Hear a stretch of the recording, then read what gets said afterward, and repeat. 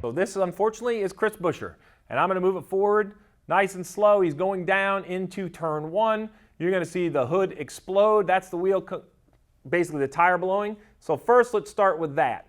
That is the wheel nut. So I can't say with confidence why the wheel nut was loose without seeing the pit stop. But I can tell you, even 10 or 12 laps after a pit stop, the wheel nut was not installed properly. There's no way it should exit the vehicle over those detents unless there was some sort of installation error. Yeah, somehow the installation had to not get past the detents, whether that's a wheel that's not aligned, whether it's coming off the nut too quickly. We don't know why, but it did. And what happens when this nut's loose, the wheel is allowed to kind of become misaligned. The lower ball joint bolt is very close to the wheel. And if the wheel's not tight to the face of the hub, that bolt, that steel bolt, becomes a turning mechanism. It'll cut the wheel, as you can see here. So the tire actually goes flat, not because a hole goes through the rubber, but literally because a bolt goes through the aluminum wheel, cutting it in half. You see out here on the outside, you see the band is still there, where on the inside it's razor sharp. Another great way to look at it is if we go, I think we have a still shot of the car here, right? Basically, that's the inner half of the wheel that's been sawed in half and it's stuck to the car.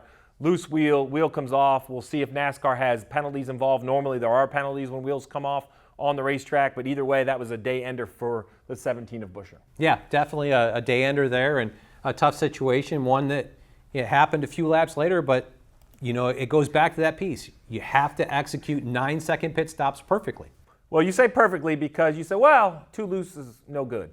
Well, unfortunately for the 23, I laugh because it's humorous to think that too tight is also an issue, and that's what happens. So when we hear that wheel nuts don't come off, they don't come off for two reasons, basically.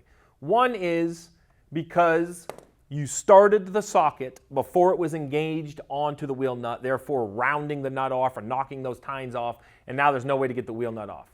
The other thing is on reinstallation, you pull the trigger and get the socket wound up and actually hammer or tighten the wheel on too tight, and you can't get it off. This is the second time in for Bubba Wallace. You see they already know they have an issue. There's an aerosol can. There's a gun that is not a pit gun. That's like some big industrial-sized gun, and now we get the breaker bar out.